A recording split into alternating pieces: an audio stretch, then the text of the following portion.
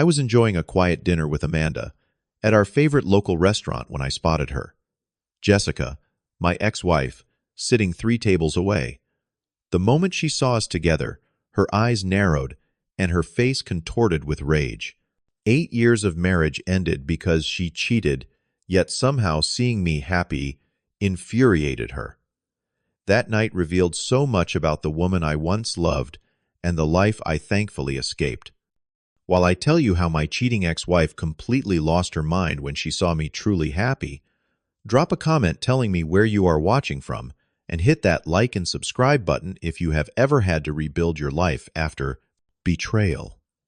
I met Jessica during my sophomore year at the University of Washington.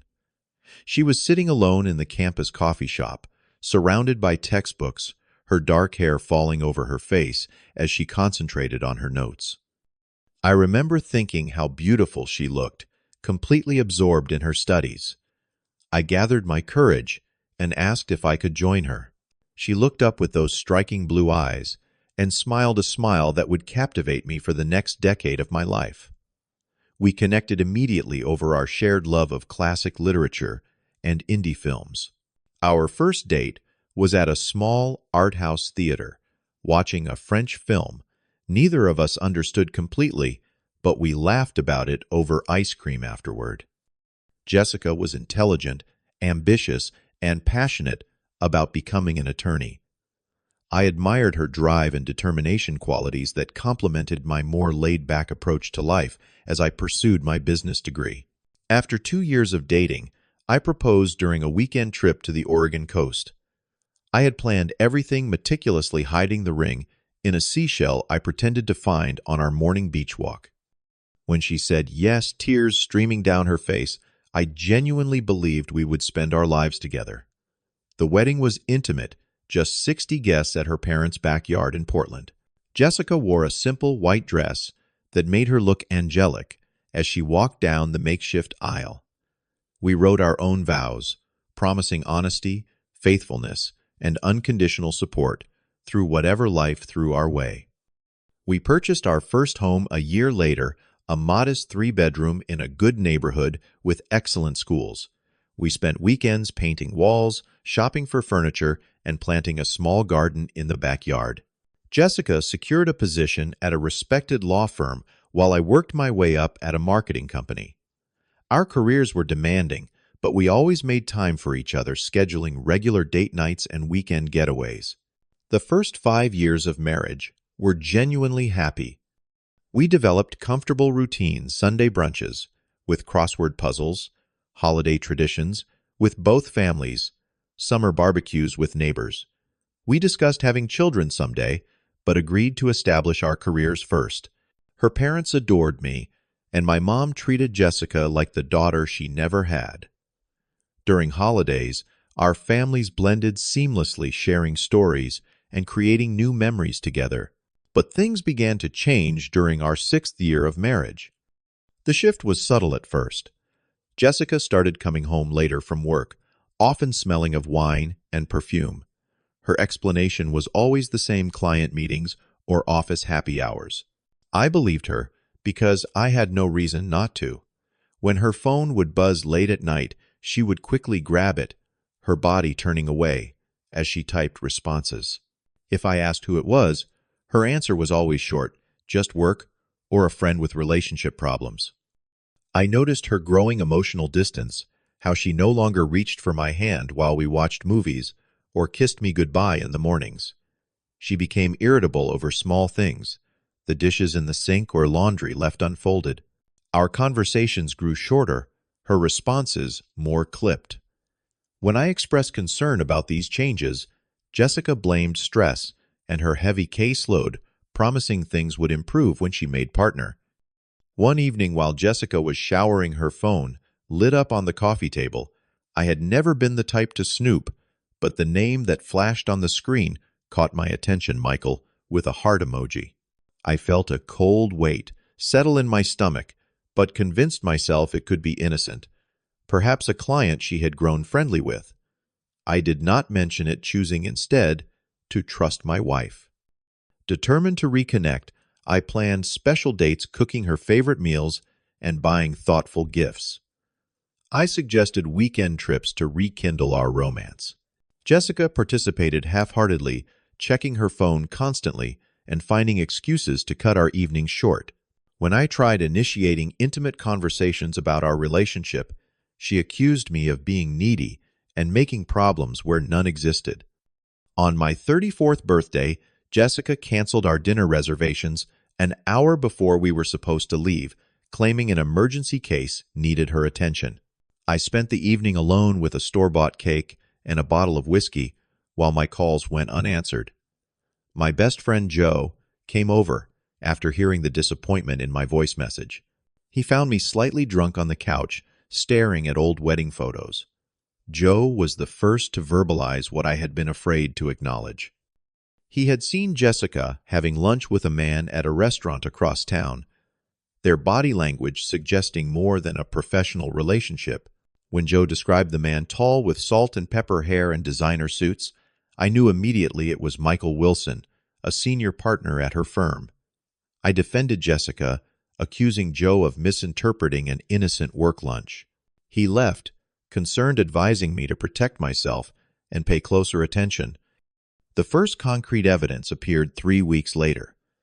While searching for concert tickets in Jessica's wallet, I found a receipt for the Fairmont Olympic Hotel. We had not stayed there together, and it was dated for a Tuesday afternoon when Jessica had told me she was in court. My hands trembled as I confronted her that evening, the receipt placed on the kitchen counter between us. Jessica's reaction was immediate and defensive, her face flushing with anger rather than shame. She accused me of invading her privacy, claimed it was for a client meeting in one of their conference rooms, and turned the argument around to make it about my trust issues. Her performance was convincing, her legal training evident in how she deflected and redirected. I apologized for doubting her, but something had broken in my trust that could not be repaired. For the next 3 months, I lived in a state of constant suspicion and anxiety. I lost weight, struggled to concentrate at work, and spent sleepless nights listening to Jessica breathing beside me, wondering who she really was. Finally, against every principle I held about privacy and trust, I hired a private investigator. It felt like a betrayal of my own values, but I needed the truth more than I needed to preserve my self-image as a trusting husband. 2 weeks later, the investigator called with news. Jessica had been meeting Michael regularly at the Olympic, always Tuesday and Thursday afternoons.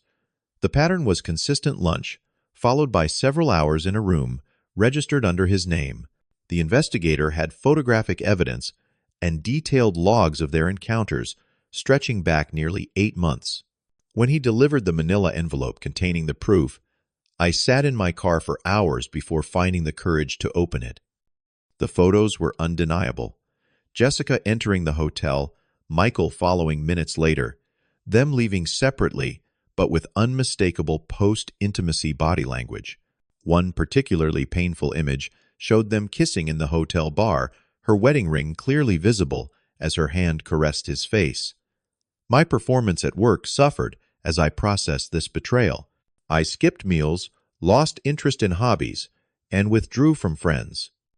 My supervisor expressed concern, but I blamed my decline on insomnia rather than sharing the humiliating truth. At night, I would lie awake beside Jessica, studying her sleeping face, and wondering how someone I thought I knew so completely could lead such an elaborate double life. I made one last attempt to salvage some truth from our relationship.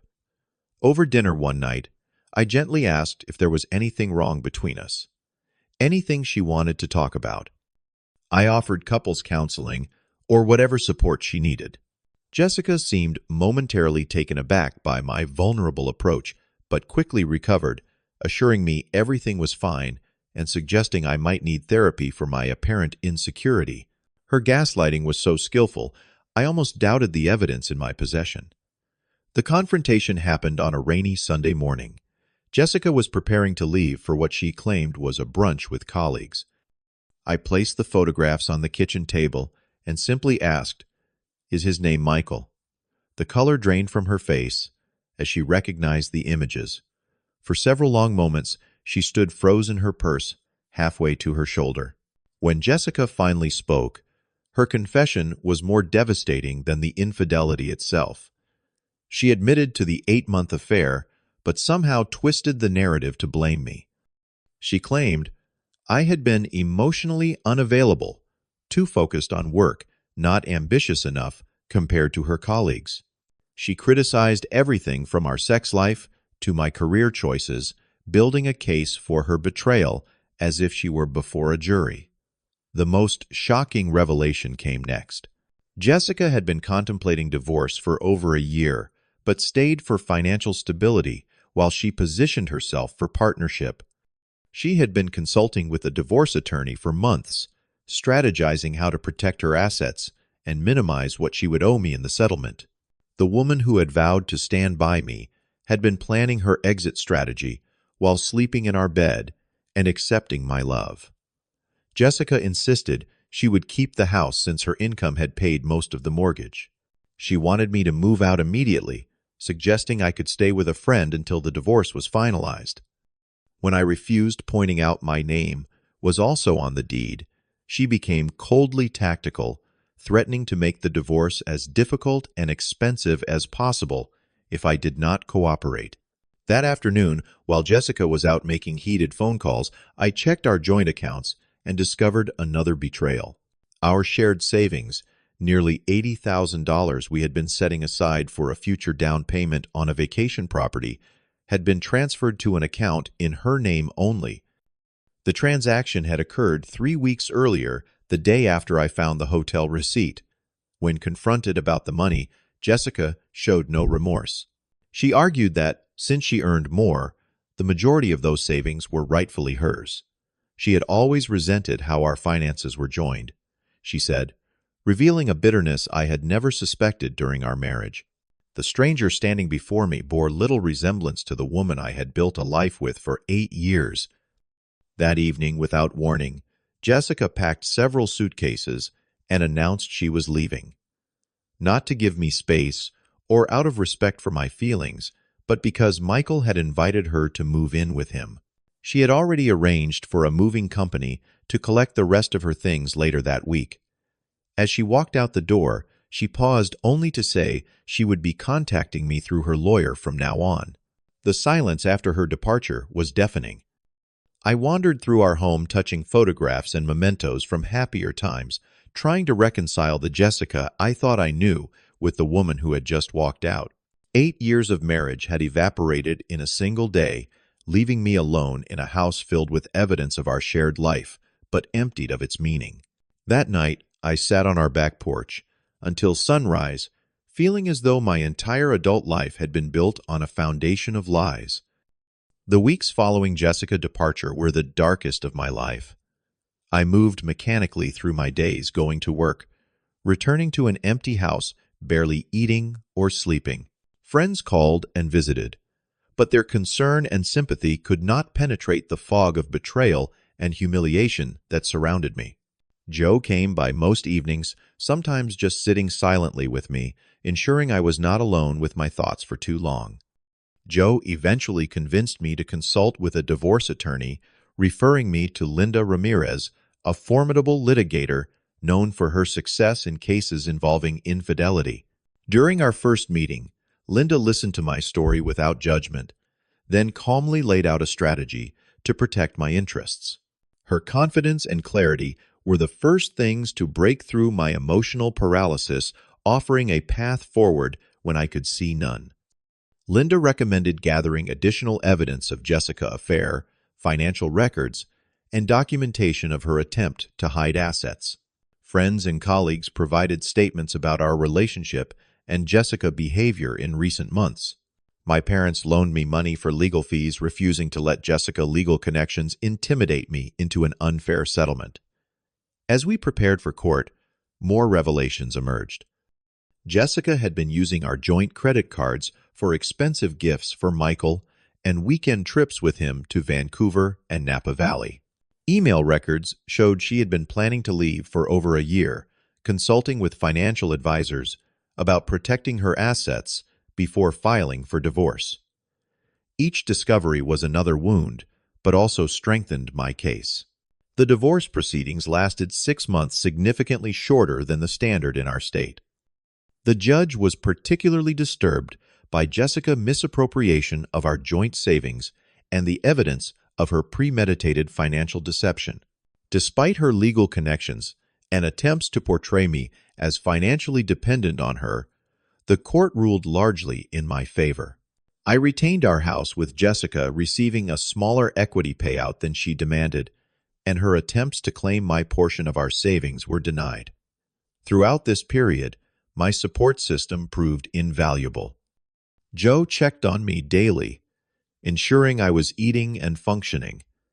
My parents called every evening with words of encouragement. Colleagues covered for me when I needed time off for court appearances or when my concentration failed.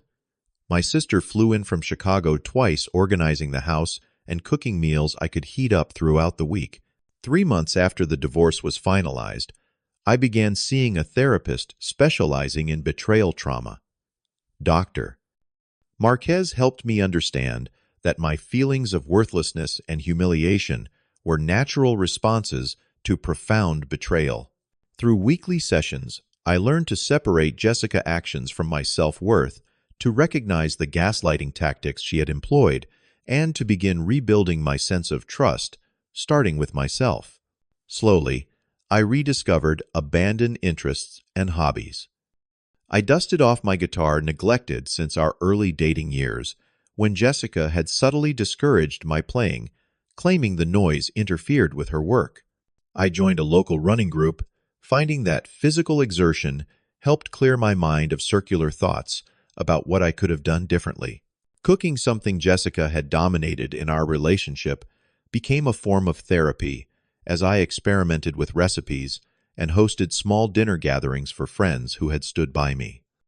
My professional life gradually improved as well. The marketing agency where I worked offered me a senior position, managing major accounts, recognizing the dedication I had shown despite personal turmoil. The increased responsibility and creative challenges provided healthy distraction and rebuilt my confidence in my abilities. Colleagues who had witnessed my struggle now commented on my resilience, though I knew how fragile that strength still felt some days. A year after Jessica left, I decided to reclaim our home by transforming it. I repainted every room, replaced the furniture she had selected, and redesigned the backyard with a deck I built myself on weekends. Each change erased another memory and affirmed my ownership of the space. When the renovations were complete, I hosted a housewarming party, symbolically marking the transition from our house to my home. With encouragement from friends, I also expanded my social circle. I joined a community volunteer group that restored hiking trails, finding unexpected peace in physical labor, alongside strangers who became friends. I attended alumni networking events I had previously avoided due to Jessica's disapproval of what she considered pointless socializing. These connections led to interesting projects and collaborations that enriched both my professional and personal life. It was at a cooking class Joe convinced me to join that I met Amanda. She was struggling to properly chop onions without tearing up, and I offered the simple trick of chilling them first that my grandmother had taught me. Her grateful smile and quick wit caught me off guard. She had warm brown eyes that crinkled when she laughed, and a relaxed confidence I found immediately attractive. We ended up partners for the evening, our apple tart winning compliments from the instructor. Despite our obvious connection, I approached this new relationship with extreme caution. On our first date, a casual coffee that stretched into 3 hours of conversation, I was reserved and guarded. Amanda noticed gently, asking if I was recently out of a relationship. Something about her directness and genuine interest compelled me to share the outline of my divorce, though I kept the painful details vague. Her response was free of judgment or pity, just acknowledgement of how difficult that experience must have been. Over the following weeks, we saw each other regularly, but casually. Amanda never pushed for more than I was ready to give, respecting the boundaries I had established. She shared her own past, including a broken engagement years earlier that had taught her the importance of honest communication. Unlike my relationship with Jessica, which had been built on projected images of who we wanted each other to be, Amanda and I began with authentic presentations of our flawed healing selves. 6 months into dating, Amanda and I had our first relationship challenge when a work opportunity required her to travel for 3 weeks. My anxiety spiked old insecurities about abandonment and deception surfacing, despite there being no rational basis for them. Instead of hiding these feelings, I shared them openly with Amanda. Her response cemented my growing feelings for her. She listened without defensiveness, validated my concerns without taking them personally, and together we created check-in rituals that would help us both during her absence. Upon her return, our relationship deepened significantly. Amanda began staying over regularly, her presence filling my home with new energy and laughter. She kept a toothbrush in my bathroom, then a drawer of clothes, each small step forward, discussed and mutually agreed upon.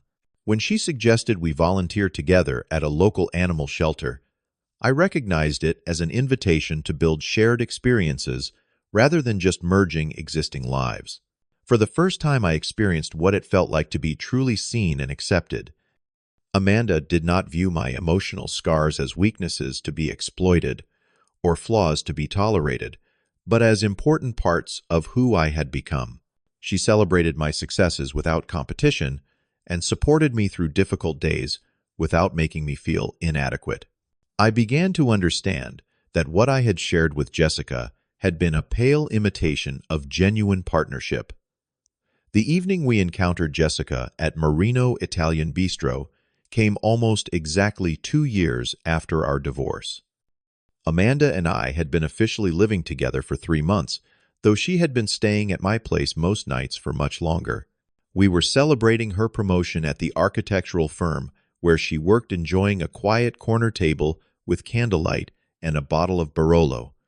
I spotted Jessica first seated alone at a table across the restaurant. She looked different. Her previously long hair cut into a severe bob, her frame slightly thinner than I remembered.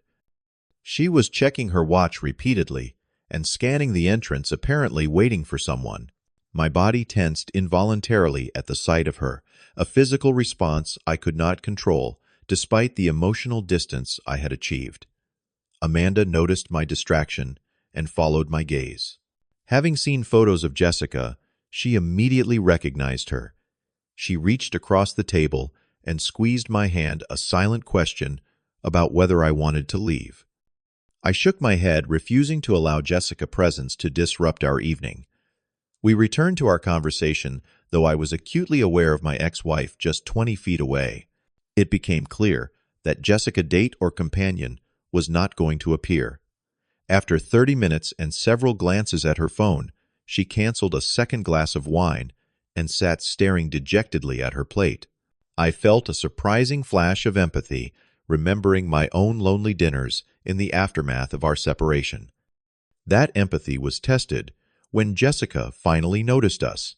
Her initial expression was one of shock, quickly replaced by something harder and more calculating as she took in the scene, my hand intertwined with Amanda, the obvious intimacy between us.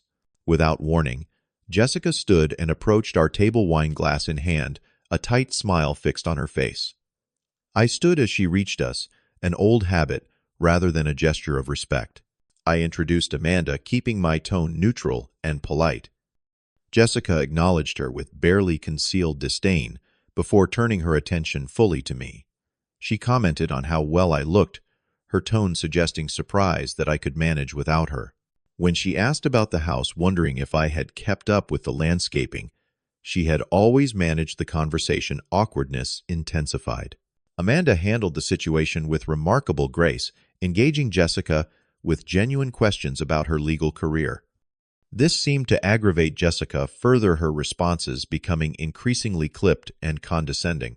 When Amanda mentioned her own recent professional success, Jessica interrupted to remind me of how she had supported my career during our marriage, taking credit for promotions I had earned through my own merit.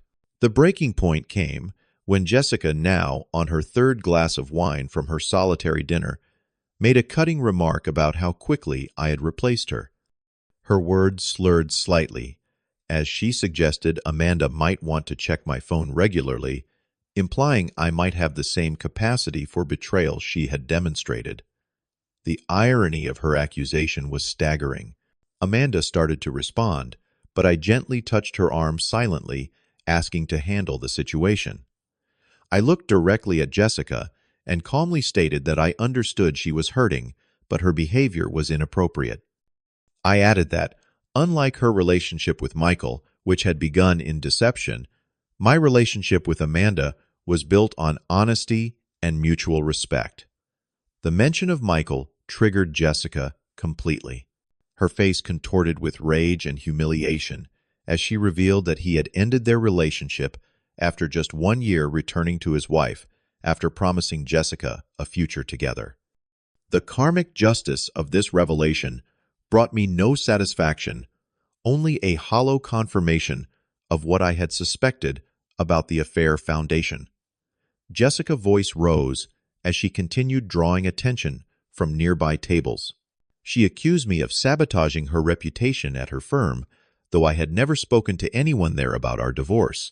She claimed I had turned mutual friends against her, when in reality, most had naturally distanced themselves after witnessing her behavior. With each accusation, her composure crumbled further, revealing the bitterness and regret she had been carrying. The restaurant manager approached discreetly, asking if everything was all right. Before I could respond, Jessica knocked over her wine glass, the red liquid spreading across our white tablecloth and splashing onto Amanda's dress. I could not determine if the action was deliberate or the result of her intoxication, but the effect was the same. The manager firmly suggested Jessica should leave, offering to call her a cab. As she was escorted out, Jessica turned back with tears streaming down her face, mascara creating dark rivulets on her cheeks. She called out that she had made a mistake, that she missed our life together. The raw desperation in her voice stirred complicated emotions in me, but not the longing or vindication she might have hoped for. Instead, I felt a profound sadness for the woman I had once built my life around now, a stranger consumed by regret. Amanda and I declined the restaurant offer of complimentary dessert, instead asking for our check. As we waited, she gently cleaned the wine from her dress with club soda, making light of the situation rather than adding to the evening drama. Her ability to find humor in such an uncomfortable encounter only reinforced my appreciation for her emotional intelligence and resilience. Outside the restaurant, I apologized for the scene, feeling irrationally responsible for Jessica's behavior. Amanda stopped me with a kiss, reminding me that we could not control the actions of others, only our responses to them. We walked home, rather than taking the car the cool evening air, clearing away the lingering tension of the encounter. By the time we reached our front door, we were laughing about the absurdity of the situation, refusing to let it overshadow what had begun as a celebration. That night, lying beside Amanda, as she slept peacefully, I reflected on the stark contrast between my past and present.